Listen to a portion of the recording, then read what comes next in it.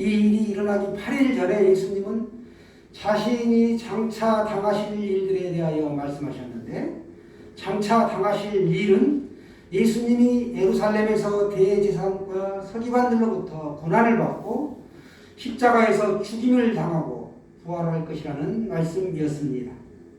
예수님은 제자들에게 너희도 동일한 것들을 경험해야 한다라고 하신 것입니다. 즉 누구든지 나를 따르려거든 자기 십자가를 지고 나를 따르라 라고 하셨습니다. 이렇게 말씀하시고 나서 8일쯤 지나자 예수님은 베드로와 요한, 야고보를 데리고 기도하러 산으로 올라가셨습니다. 예수님은 특별히 이들 수제자 그룹을 사랑하셔서 자주 데리고 다니셨습니다. 회당장 야요의 죽은 딸을 살리실 때, 또 겟세마네에서 기도하실 때에도 이들을 데리고 나섰습니다. 예수님은 여느 때처럼 기도하러 산으로 이렇게 올라가셨습니다. 저나 여러분은 산에 놀러 가지요. 예수님은 기도하러 가셨습니다. 우리는 예수님이 중요한 일이 있을 때마다 기도하셨던 것을 볼 수 있습니다. 제자들을 선출하실 때에도, 또 수많은 사람들을 먹이실 때에도 예수님은 기도하셨습니다. 예수님은 항상 온전히 아버지를 신뢰했고 아버지의 뜻대로 이루어지기를 원하셨습니다. 기도는 내 뜻이 이루어지는 것이 아니라 아버지의 뜻이 이루어지는 것이다 라는 사실입니다. 그런데 우리는 종종 착각을 합니다. 하늘 보좌를 움직인다 이런 책들도 있고 한데, 내가 생떼를 쓰고 억지를 부려가지고 하나님의 뜻을 꺾겠다, 내 뜻이 이루어지는 것이다 라고 잘못 이해하고 있죠. 금식하며 소나무 뿌리를 뽑았더니 이게 이렇게 응답이 되었노라고 간증합니다. 그것은 하나님의 아주 특별한 은총이 임한 것임에도 불구하고 그것을 가지고 자랑으로 삼는다는 것이죠. 하나님이 불쌍해서 특별 은총이 임한 것입니다. 그것을 기도의 방편으로 삼는 것은 바람직하지 않죠. 하나님은 우리와의 교제를 원하시고 하나님의 뜻을 알도록 하셨고 그 뜻을 그 가운데 이루어 가십니다. 여러분, 찬송 가사처럼 기도하는 그 시간, 그때가 내게 가장 즐겁습니까? 그때 세상과 나는 간 곳 없고 오직 주만 보이시나요? 예수님께서 이렇게 산 위에서 기도하실 때 놀라운 일들이 일어났습니다. 29절 말씀이죠. 기도하실 때 용모가 변화되고 그 옷이 휘어져 광채가 나더라. 이렇게 묘사합니다. 이것은 예수님이 원래부터 가지고 계셨던 영광이었습니다.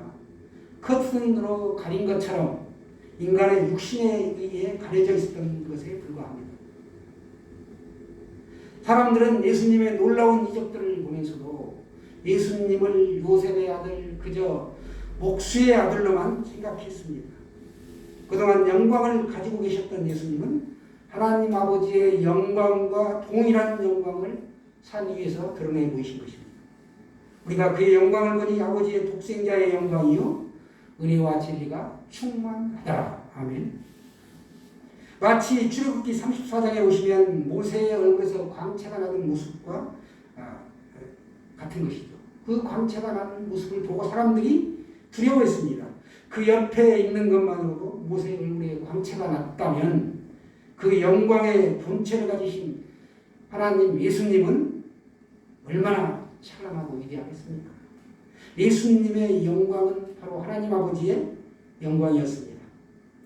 그 영광이 찬란하게 빛나서 얼굴뿐만 아니라 옷까지 빛났다라고 말씀합니다. 마태는 그의 얼굴이 해같이 빛났다라고 말합니다. 달이 아니죠. 발광체인 해를 똑바로 우리가 쳐다볼 수가 없습니다. 마가는 세상에서 빨래하는 자가 그렇게 희귀할 수 없을 만큼 휘어졌다라고 예수님의 그 존영을 말씀하고 있습니다. 유대인들은 원래부터 하얀 옷이 없었습니다. 옷이 중동 지방의 그 먼지, 모래사막의 먼지에 의하여 쉬 더러워졌고 그들의 습성은 음식을 먹을 때 바닥에 앉아서 먹어야 했기에 옷이 항상 더러운 상태에 있었습니다. 그런데 마태복음 17장 2절에는 예수의 옷을 빛과 빛과 같이 휘어졌다라고 표현하고 있습니다. 예수 그리스도의 영광은 우리가 이해할 수 없고 본 적도 없는 온 땅에 충만한 거룩한 빛이 이 그리스도를 통해서 뿜어져 나와서 그분의 옷까지 아주 찬란하게 비추었습니다. 그것은 생명을 가져오고 소생시키는 빛이며 또 어둠을 몰아내는 빛입니다. 그래서 성경은 예수님께서 기도하실 때 용모가 변화되었다. 그리고 그것이 휘어져 광채가 났다라고 오늘 말씀하고 있습니다. 기도하는 본인과 상대방, 즉 상호 간에 변화가 일어납니다. 전능하신 하나님께서 그때부터 일하시기 때문에 그렇습니다. 그런데도 대부분의 사람들은 변화를 가져오기 위해 어떻게 하나요? 자신의 힘과 능력으로 변화를 가져오게 하려고 애를 씁니다. 그래서 배우자나 자녀에게 잔소리를 하게 되고 결국은 부부간에도 상처를 입게 되고 자녀들은 길을 막으며 심한 경우에는 집을 뛰쳐나가기도 합니다. 그리스도인은 자신의 방법이 아닌 하나님의 방법으로 변화를 일으켜야 합니다. 바로 자신에게든지 상대방에게든지 변화를 원한다면 우리가 뭘 해야 된다? 기도해야 합니다. 분주한 현대인들에게 가장 심각한 이유가 뭐냐? 점점 기도할 시간을 잃어버리는 것입니다. 이 핑계 저 핑계 대고 기도하지 않는 것입니다. 그러나 기도하지 않으면 하나님께서 일하시지 않기 때문에 영적인 변화와 기적은 일어나지 않습니다. 이제 우리는 결단해야 합니다. 내 힘과 능력이 아닌 예수 그리스도께서 주신 힘과 능력으로 살아야겠다라고 다짐하는 것이죠. 부디 기도를 통하여 자신의 상상을 초월하는 변화와 기적을 맛보게 되시길 바랍니다. 베드로와 요한, 야고보는 깊이 잠이 들었다가 온전히 깨어서 예수님의 찬란한 영광과 그 지혜에 있는 두 사람을 보게 되었습니다. 30절에 이렇게 표현하죠. 문득 두 사람이 예수와 함께 말하니 이는 모세와 엘리야라. 이어서 31절에는 영광 중에 나타나서 이렇게 말씀합니다. 1500년 전에 죽은 모세와 900년 전 세상을 떠난 엘리야가 문득 나타난 것입니다. 왜 아브라함이나 다윗이 아닌 모세와 엘리야일까요? 혈통이 아니라는 것입니다. 모세와 엘리야는 산에서 하나님의 영광을 보았던 인물입니다. 모세는 시내 산에서 하나님의 임재 앞에서 율법을 받아왔고 엘리야는 이세벨을 피해 도망간 산에서 하나님의 세미한 음성을 듣고 임재를 경험했습니다. 이들의 죽음 또한 특이했습니다. 모세는 느보산에서 죽었지만 그 무덤을 알지 못합니다. 또 엘리야는 불말과 불병거를 타고 해오리 바람과 함께 승천하였습니다. 두 인물은 구약의 기적이 집대성된 그 시대의 주인공들이었습니다. 하나님은 구속사역을 이루실 때 이들에게 이 두 사람에게 중요한 역할을 주시고 일하게 하셨습니다. 모세에게는 율법을 기록하는 일을 맡기셨고 애굽에서 종살이하던 이스라엘 백성들을 약속의 땅으로 인도하는 지도자로 삼으셨고 하나님이 함께 일하셨습니다. 엘리야는 이스라엘 모든 백성이 우상에 빠져 있을 때 그 율법을 지켜낸 선지자 중에 선지자였습니다. 오늘 이곳 변화산에서 예수님과 함께 모세와 엘리야가 나타나 대화하고 있었습니다. 그 대화 내용이 31절의 말씀입니다. 31절을 보시면 장차 예수께서 예루살렘에서 별세하실 것을 말할세. 별세는 떠나감 죽음을 말하죠. 원어가 엑소더스입니다. 출애굽이 엑소더스죠. 구출, 구원을 말하고 있습니다. 모세와 엘리야도 이 메시아이신 예수 그리스도, 예수님이 죽음을 통해 인류를 구원해 내실 것이다. 이루어 내실 것이라는 사실을 알고 있었습니다. 예수라는 이름의 그 뜻 그대로 자기 백성을 그들의 죄에서 구원할 자이심이었다라는 사실을 그들이 알고 있었다는 것이죠. 예수님은 잃어버린 자를 찾아 이 땅에 오셨고 죄 때문에 하나님으로부터 이렇게 떨어져 나간 자들을 위해서 그들을 하나님께로 다시 되돌리기 위하여 이 땅에 오신 것입니다. 그 구원 역사를 위해 그분의 고난과 죽음은 반드시 있어야 될 일이었습니다. 예수님께서는 그냥 그 자리에서 하나님 나라로 올라갈 수 있으셨습니다. 산 위에는 하나님의 임재가 계셨고 하늘나라가 그곳에 임하여 있었습니다. 그러나 산 아래에는 주의 자녀들이 죄와 병마와 죽음과 고통 속에서 몸부림치고 있었기에 예루살렘으로 올라가서 그 당할 고통을 환히 알고 있었지만 예수님은 그 고통을 그 산 위에서 받아들이기로 결정하신 것이죠. 이 잔을 마시지 아니하고 엘리야와 모세를 데리고 눈 깜짝할 사이에 천국으로 들어갈 수 있었음에도 그렇게 하지 않으신 것은 인류에 대한 사랑 때문이었다라는 것입니다. 우리 33절 말씀을 한번 같이 보시겠습니다. 시작. 두 사람이 떠날 때에 베드로가 예수께 여짜오되 주여 우리가 여기 있는 것이 좋사오니 우리가 초막 셋을 짓되 하나는 주를 위하여 하나는 모세를 위하여 하나는 엘리야를 위하여 하사이다 하되 자기가 하는 말을 자기도 알지 못하더라. 아멘.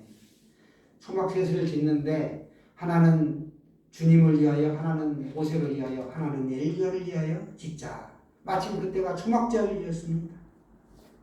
이 구약을 대표하는 두 인물인데 이 사람들을 통하여 하나님이 오늘 전체 구약 성경 전체를 통해 예수님의 사역을 알려주시고 계십니다. 이스라엘 백성들은 초막절이 되면 애굽에서 건져냄을 당하고 광야에서 그 초막을 짓고 살던 때를 회상합니다. 여호와 하나님이 광야 생활 40년 동안 만나와 메추라기로 불기둥과 구름기둥으로 지켜주시고 보호해 주셨습니다. 이 광야 생활을 기념하고 앞으로 장차 도래할 메시아 왕국을 기념하는 것이 바로 초막절입니다. 베드로는 그러니까 주님 여기가 천국이네요. 그냥 여기 머무르시지요. 이렇게 한 것입니다. 하나님의 원대한 인류 구원 계획을 망각하고 자신이 원하는 것을 그냥 정죄하지 않고 바로 이야기하는 것입니다. 베드로는 예수님께서 구원 계획을 말씀하셨을 때 주여 고난과 죽음은 주님께 가당치 않습니다 라고 말했던 제자입니다. 예수님의 숱한 기적과 기적과 이적과 표적을 다 보았기 때문에 이제 예수님이 예루살렘에 올라가시면 군중들의 환호 속에서 왕 삼으시려고 왕으로 삼아 자신들이 그 한자리 곁에서 한자리 하고자 했던 그런 마음을 가졌던 사람들이 바로 제자들이었습니다. 그런데 예루살렘에 올라가서 죽는다고 하니까 죽음 이후에 다시 부활을 말씀하셨음에도 불구하고 죽는다. 아 이제 끝이구나. 그래서 베드로가 예수님 가당치 않습니다. 그 죽음을 아주 결사 반대한 것이죠. 그리고 자기가 무슨 말을 하지도 모르는 거예요.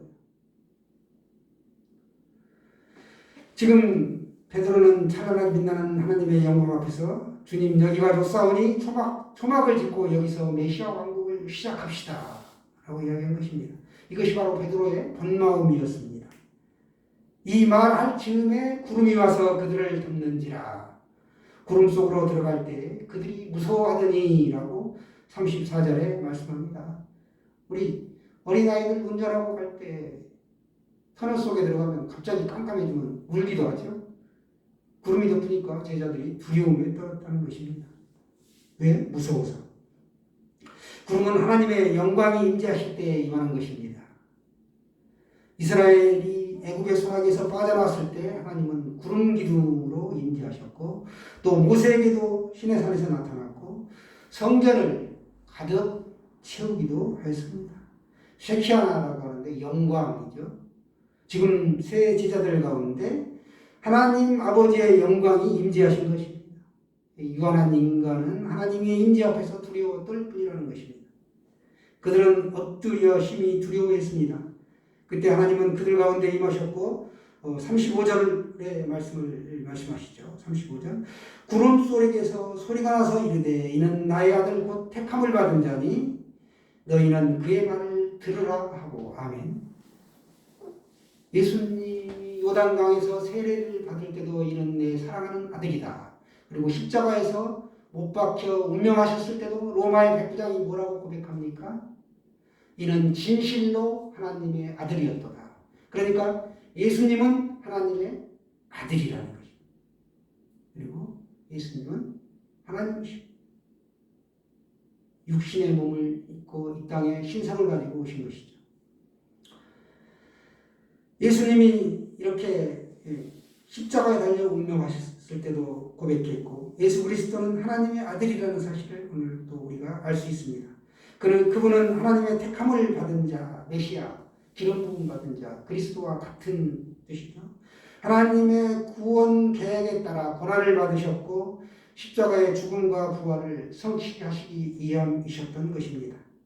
하나님은 그들에게 모든 인간적인 생각을 적으라고 하시고 내가 택한 나의 사랑하는 아들의 뜻을 따르고 그의 말대로 하라 이렇게 오늘 말씀하신 것입니다. 36절이죠. 소리가 그침에 오직 예수만 보이더라. 이제 예수님과 세 제자들만 남았습니다. 인간의 육신을 입고 계신 예수님이 그들에게 손을 대어 만지시고 두려워 말라고 부드럽게 말씀하셨습니다. 모든 영광의 광채는 이제 사라졌고 그분은 이제 그 후로 산을 내려가서 예루살렘으로 올라가셔야 했습니다. 얼마 안 있으면 체포되어 십자가를 지고 골고다의 그 갈보리 언덕을 향해 순종의 길을 걷기 위함이었던 것입니다. 제자들이 잠잠하여 그 본 것을 무엇이든지 그때 아무에게도 이르지 아니하니라. 제자들은 이 사건에 대해서 말할 수가 없었다는 것이죠. 왜? 예수님이 말하지 말라고 하셨기 때문입니다. 아마 말해도 이해하지 못했을 것입니다. 제자들은 그때까지도 예수님이 예루살렘에 올라가시면 왕을 삼려고 하는 생각뿐이었습니다. 그러나 그들은 지금 당장은 이해하지 못했지만 후일에 예수님이 부활하고 나서야 이 경험이 주는 의미를 떠올리고 생각해내게 됩니다. 변화산에서 이 사건이 제자들로 하여금 자기 십자가를 지고 주님을 쫓아가는 삶을 살 수 있도록 힘을 주었습니다. 영광의 주를 본 그들은 주님이 다시 오심도 기다릴 수 있었습니다. 우리들도 이 십자가의 길을 같이 걷고 있습니다. 자신을 부인하고 자기 십자가를 지고 우리가 주님을 쫓아가는 삶을 살고 있습니다.